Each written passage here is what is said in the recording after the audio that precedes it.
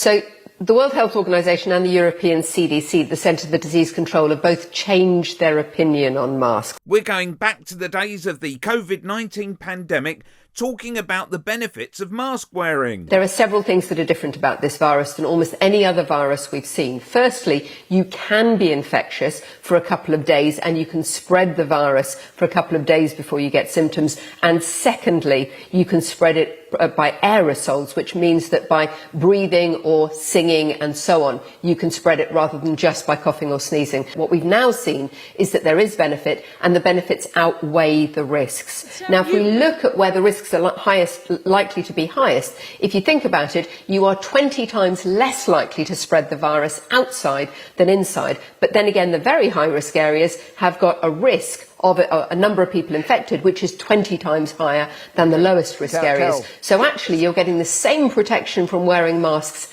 outside in the high-risk areas as you're getting from wearing them inside in the very low-risk areas. Can I just tell you, you must have heard of a guy called Professor Carl Hennigan. What a surprise. Carole Malone was against the idea of mask wearing, probably because it interfered with her rights. Notice how, in true weasel right-wing point-making fashion, she cites just one professor to make her case, a professor who wrote up his conclusions in The Spectator. So say no more.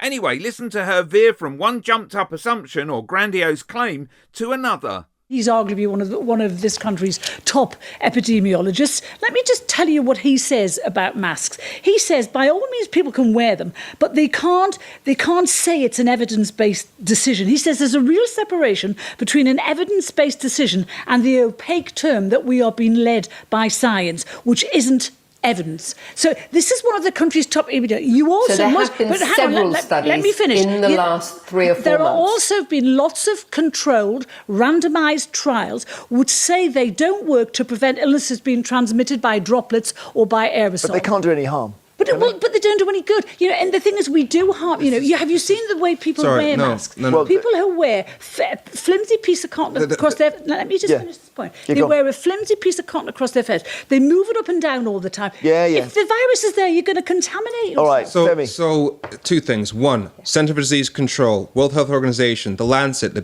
British Medical Association. Where's their evidence? Where is the British Medical Association's evidence? So all of these organisations and institutions versus her one professor. And this is very similar to how the debate works with climate change, but that's not the point I want to make here. In fact, Femi will be making it for me. The fact that several studies have been done which shows that states in America where mask wearing was introduced had lower rates of infection. That's happened across the board in several different countries. But I think what the crucial thing that we need to get our head around is, yes, the evidence that a mask will protect the wearer is sketchy, but the evidence that mask will prevent transmission to others, that is pretty established. Cough or sneeze. And the crucial thing here is people need to get that this is about protecting other people. Exactly, and that in a nutshell is the key issue I'd like to pick up on in future videos. The I'm alright Jack approach, whereby people look out for themselves and don't consider others with the consequences of their actions. So many people operate on a selfish and self-centred approach to life, and people like Carole Malone just facilitate this. Because people think this is about protecting yourself, they're walking around without a mask, thinking they're being brave. Click here for Carole Malone admitting that she's a horrible person.